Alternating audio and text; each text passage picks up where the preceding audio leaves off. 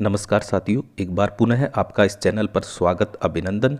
जैसा कि हम पेरेटो अनुकूलतम, पेरेटो ऑप्टिमम के बारे में चर्चा कर रहे थे, आज इस वीडियो के अंतर्गत हम पेरेटो अनुकूलतम की जो दशाएं हैं, कंडीशन हैं, उनके बारे में चर्चा करेंगे, जिनको हम प्रथम क्रम की दशाएं हैं, फर्स्ट ऑर्डर कंडीशन कहा जाता है, या फिर उनको कहा जाता है सीमांत दशाएं, मार्जिनल कंडीशन। चूँकि हमने पेरेटो अनुकूलतम पार्ट फर्स्ट में देखा है कि पेरेटो अनुकूलतम जो ऑर्डिनल एनालिसिस है, क्रमवाचक अवधारणा है, विश्लेषण है, उसको लेकर बात करता है। यानी ये क्रमवाचक पर है, क्रमवाचक जो है यानी ऑर्डिनल है, उस पर आधारित है।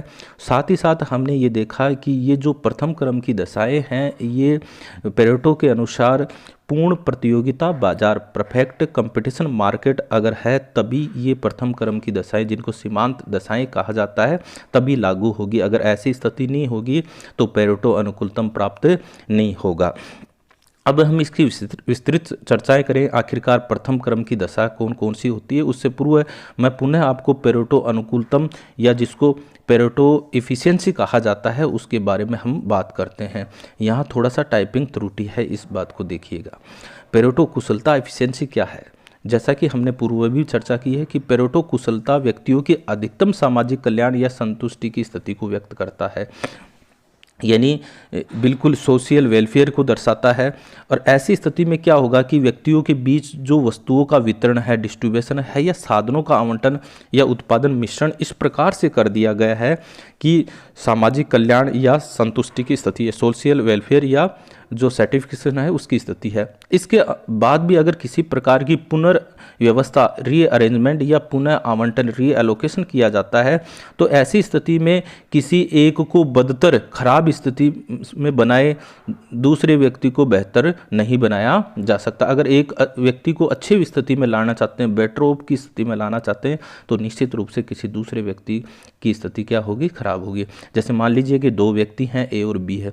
अगर ए को और बेटर स्थिति में लाना चाहते हैं तो निश्चित रूप से बी की स्थिति थोड़ी खराब होगी। जैसा कि हमने पूर्व की वीडियो में जो हमने एजवर्थ बॉक्स का प्रयोग किया गया था, उसमें अपन ने देखा था जो कॉन्ट्रैक्ट कर्व था, है ना, तो उस पर अगर कोई व्यक्ति स्थित है, पॉइंट पर स्थित है, ऐसी स्थिति में वो क्या होगा? पेरेटो कुशलतम इफिशियंसी की स्थिति में होगा, जिसकी आगे हम पुनः और चर्चा करेंगे। यहाँ हम पेरेटो जो प्रथम क्रम की शर्त है उसमें एक है, वो आप थोड़ा सा ध्यान रखिएगा, जो उपभोग को लेकर है, ये सभी एक ही है, इनको अलग अलग नाम से पुकारा जाता है। प्रश्न अगर एग्जाम के दृष्टिकोण से देखें तो उसको या तो उपभोग में पेरेटो अनुकूलतम कहा जा सकता है, यानी पेरेटो ऑप्टिमम इन कंजप्शन, या वस्तुओं का अनुकूलतम वितरण भी इसको कहा जाता है, optimal distribution on off goods, या विनिमय की कुशलता, एफिशिएंसी इन एक्सचेंज के रूप में भी इसको कहा जाता है, या विनिमय तथा उपभोग का सामान्य साम्य, यानी general equilibrium of exchange and consumption. ठीक है, ये एक ही है, इनको विभिन्न नामों से ये पुकारे जाते हैं। अब यहाँ आप ध्यान रखिएगा, चूँकि यहाँ उपभोग को लेकर बात की जा रही है और हमने ये भी देखा कि पेरेटो है वो ऑर्डिनल एनालिसिस यानी क्रमवाचक दृष्टिकोण है, उसको लेकर अपने जो पेरेटो अनुकूलतम है उसकी बात करता है। ये गणनावाचक यानी कार्डिनल एनालिसिस की कहीं बात नहीं करता है। ठीक है, तो आप देखोगे क्योंकि ऑर्डिनल को लेकर बात कर रहा है और ऑर्डिनल का संबंध है इनडिफरेंस कर्व, इनडिफरेंस एनालिसिस, अनअधिमान वक्र या तटस्थता वक्र जिसको कहते हैं, उसको लेकर बात की है। और जब हम अनअधिमान वक्र की बात करते हैं तो अनअधिमान वक्र इस प्रकार से होता है, ये भी हमें पता है, इस प्रकार से ये अनअधिमान वक्र होता है। और अनअधिमान वक्र का स्लोप क्या होता है वो आपको पता ही है, MRS। ठीक है, मार्जिनल रेट ऑफ सब्स्टिट्यूशन, प्रतिस्थापन की सीमांत दर। और जैसा ही हमने उपभोक्ता के इक्विलिब्रियम की बात करते हैं तो वो क्या होता है, इस प्रकार से एक बजट लाइन होती है और बजट लाइन के जहाँ ये इंडिफरेंस कर्व स्पर्श करता है वहाँ इक्विलिब्रियम की स्थिति होती है, यानी MRS XY दो वस्तु ले रहे हैं तो क्या होगा, equals to PX upon P Y. ठीक है, ठीक उसी प्रकार यहाँ क्या किया गया है, यहाँ एजवर्थ बॉक्स का प्रयोग किया गया है। और एजवर्थ बॉक्स में हम यहाँ देखेंगे ये ए उपभोक्ता का मूल पॉइंट है, जिसके लिए यहाँ एक्स वस्तु की मात्रा दर्शाई है और यहाँ वाई वस्तु की मात्रा दर्शाई है। ठीक इसी प्रकार यहाँ दूसरा उपभोक्ता है जिसका मूल पॉइंट ऊपर की तरफ ओ बी है। ठीक है, और ये यहाँ उसकी एक्स वस्तु होगी, यहाँ वाई वस्तु होगी। यहाँ एजवर्थ बॉक्स का प्रयोग किया गया है जो कि एक निश्चित मात्रा को लेकर बात की जा रही है। पहली बात तो यहाँ ध्यान में रखना कि पेरेटो अनुकूलतम कहाँ प्राप्त होगा, जब उपभोग की दृष्टि करें।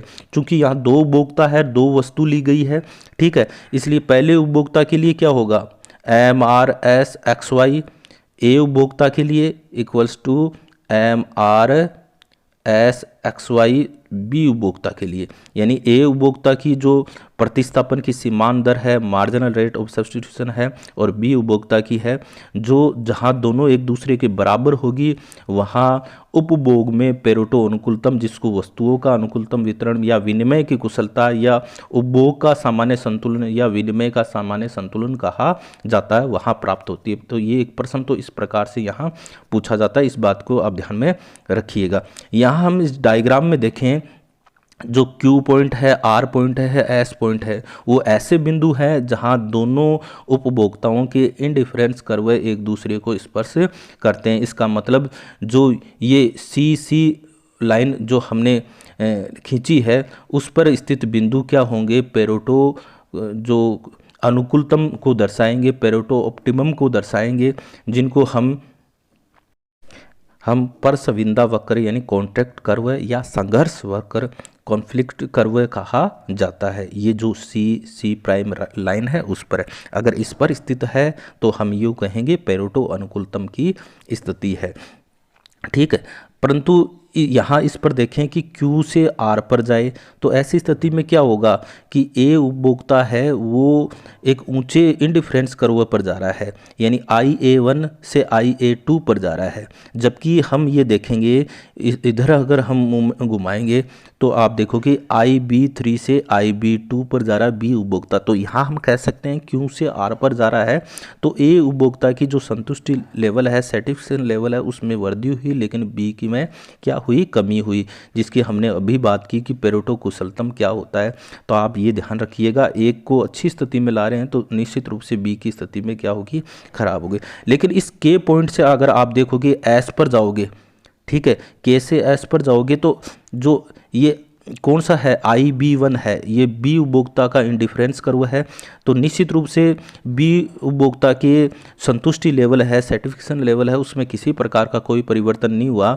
जबकि ए उपभोक्ता है वो क्या हुआ, IA1 से कहाँ चला गया, IA3 पर चला गया। इसका मतलब ए के संतुष्टि लेवल पर क्या होगी, वृद्धि होगी। इस प्रकार के से एस पर जाए या के से क्यू पर जाए या आर पर जाए तो निश्चित रूप से यहाँ क्या होगा कि एक उपभोक्ता की संतुष्टि लेवल पर कोई प्रभाव नहीं पड़ेगा और दूसरे में वृद्धि होगी या दोनों में वृद्धि होगी। तो इस प्रकार के से इस एस आर क्यू पर जाएगा तो निश्चित रूप से ये एक प्रकार से इम्प्रूवमेंट है, सुधार है। इसको पेरेटो कुशलतम नहीं कह सकते। के से एस पर पेरेटो कुशलतम यानी पेरेटो ऑप्टिमम कौन सा होगा, जो सी प्राइम लाइन पर स्थित होगा। तो यहाँ आप ध्यान में रखिएगा।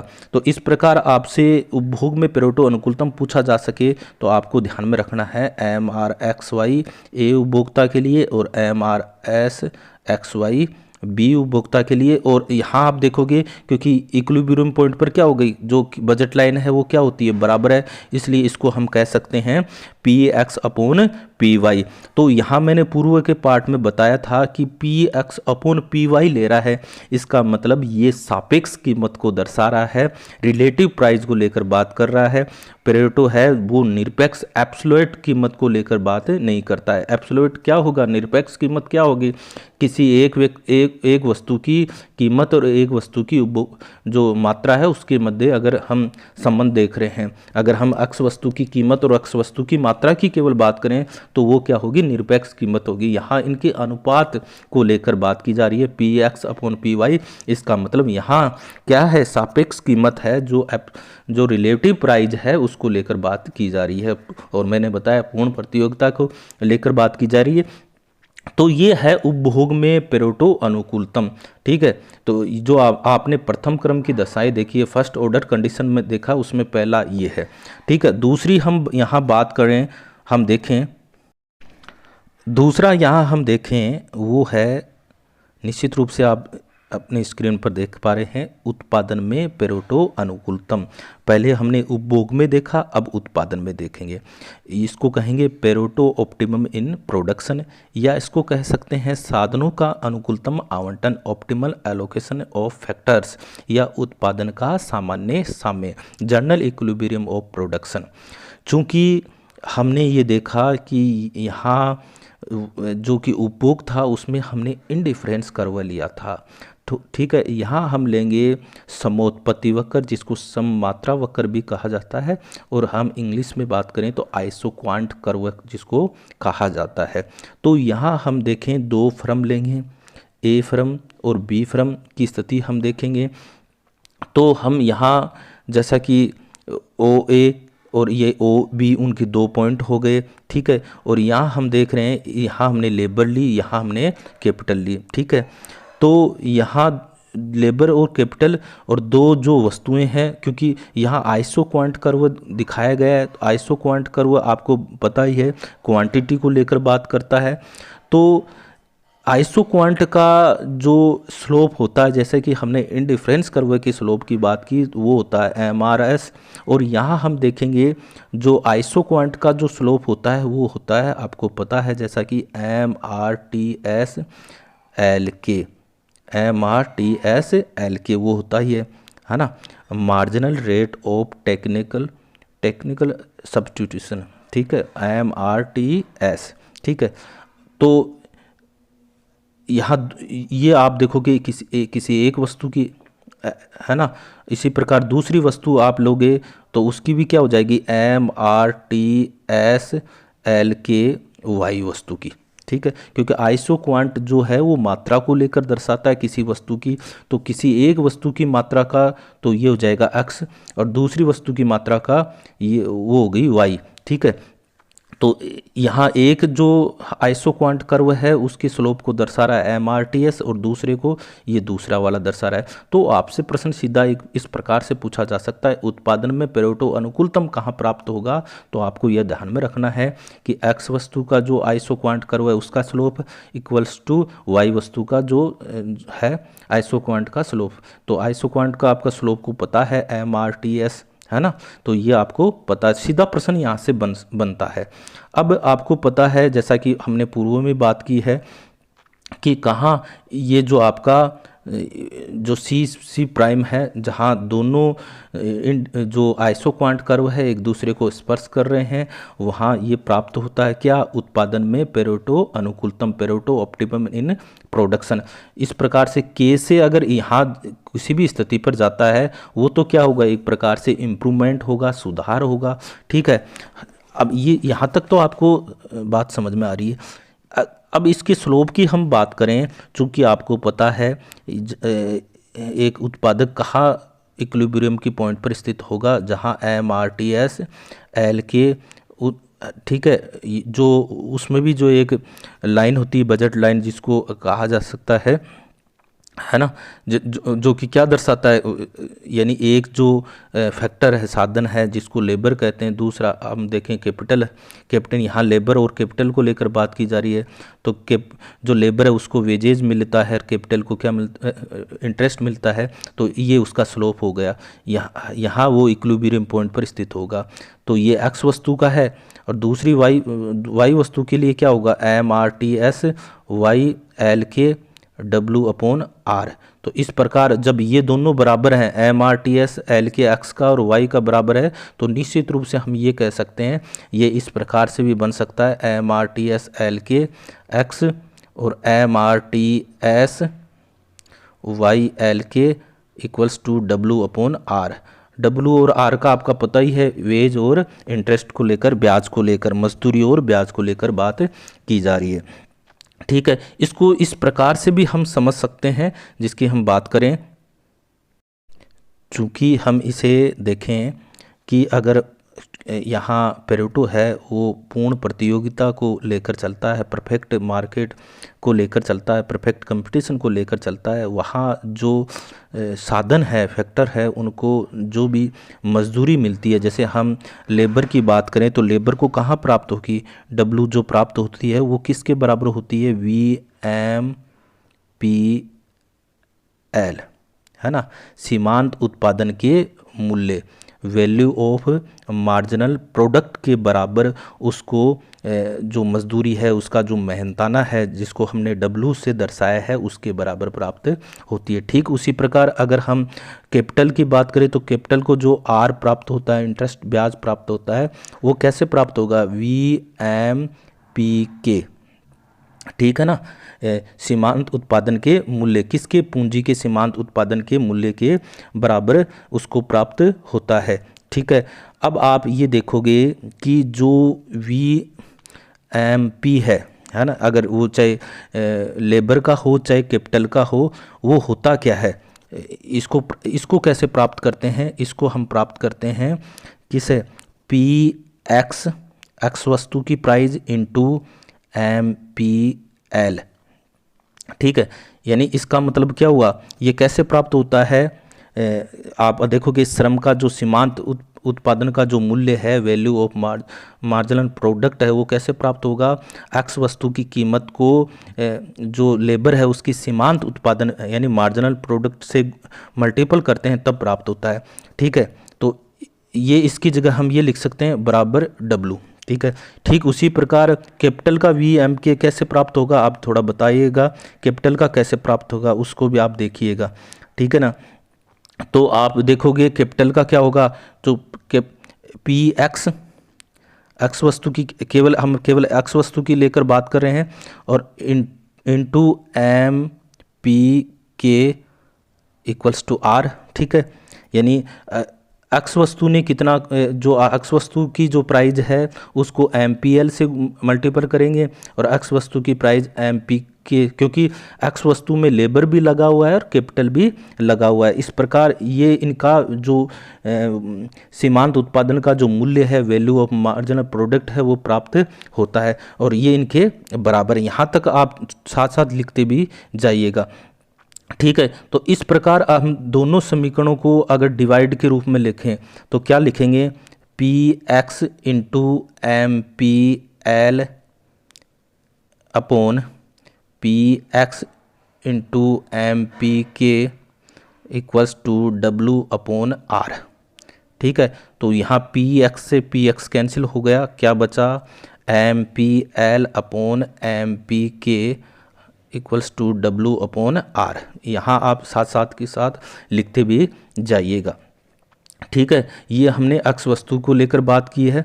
ठीक है, यहाँ हम लिख सकते हैं एक्स, ऊपर लिख देंगे एक्स वस्तु।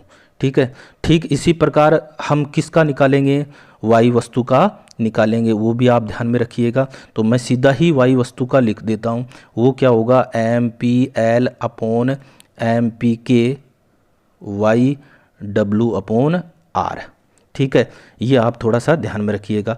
अब आप दोनों इक्वेशन में देखा है, पहले एक्स वस्तु वाले में भी देखा, वो भी किसके बराबर आ रहा है, W अपॉन R के, और ये भी किसके बराबर आ रहा है, W अपॉन R के। इसका मतलब जो इक्वेशन है, जो समीकरण होता है, उसका एक साइड बराबर होता है तो दोनों साइड क्या होंगे, आपस में बराबर होंगे। तो इस प्रकार हमारा क्या प्राप्त हुआ कि MPL अपॉन MPK एक्स ये बराबर हैं किसके, MPL अपॉन MPK वाई, और ये W अपॉन R, क्योंकि ये भी W अपॉन R के बराबर होगा और ये भी W अपॉन R के बराबर है। इसका मतलब ये दोनों क्या होंगे, बराबर होंगे। ठीक है, ठीक है, तो इस प्रकार ये क्या है, MPL अपॉन MPK क्या है, ये हमने देखा आइसो क्वांट जो कर्व है उसका क्या होगा, स्लोप होगा, जिसको हम क्या कहते हैं, MRTS एक्स वस्तु का, जिसको LK इक्वल्स टू MRTS क्या है, वाई वस्तु का LK। ठीक है, तो इस प्रकार हमें ये प्राप्त हुआ जो हमने देखा था पूर्व में। तो आपसे जो उत्पादन है उसमें अगर पेरेटो अनुकूलतम पूछा जाए तो इस प्रकार से आपको ध्यान में रखना है। तो यहाँ हमने दो उपभोग में पेरेटो अनुकूलतम की बात की है, उत्पादन में पेरेटो अनुकूलतम की बात की है, और यहाँ जो पेरेटो है उसने एजवर्थ जो बॉक्स है उसका प्रयोग किया। ये प्रश्न भी पूछा जाता है कि किसके माध्यम से अपना जो अनुकूलतम है उसकी उन्होंने जो व्याख्या किया, एनालिसिस किया है। जो हम देखेंगे जो एजवर्थ बॉक्स है उसको लेकर कहीं ना कहीं बात की गई है, एजवर्थ बॉक्स के माध्यम से इसको स्पष्टीकरण किया गया है।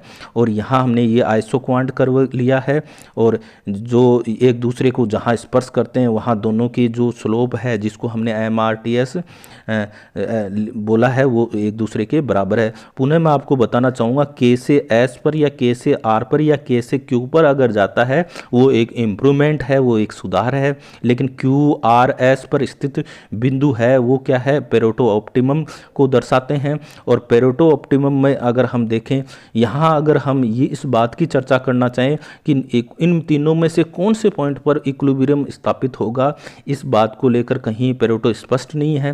पेरेटो इस बात की कहीं व्याख्या नहीं कर पाता है कि यहाँ यूनिक इक्विलिब्रियम पॉइंट कौन सा होगा, वो इस बात की नहीं है। पेरेटो के अनुसार ये चाहे वो Q पर रहे, चाहे R पर रहे, चाहे S पर रहे, वो पेरेटो ऑप्टिमम की स्थिति है, ठीक है। और Q से R पर जाए या R से S पर जाए तो ऐसी स्थिति पर क्या होगा, किसी एक की अच्छी स्थिति होगी और दूसरी की क्या होगी, बदतर स्थिति होगी। एक बेटर स्थिति में होगा और एक कहीं ना कहीं खराब स्थिति में जाएगा। तो यहाँ हम इसके जो हम प्रथम क्रम की शर्तें देखी हैं उनमें से और भी बहुत हैं जिनकी हम एक अलग वीडियो में चर्चा करेंगे। आज के लिए बस इतना ही, धन्यवाद।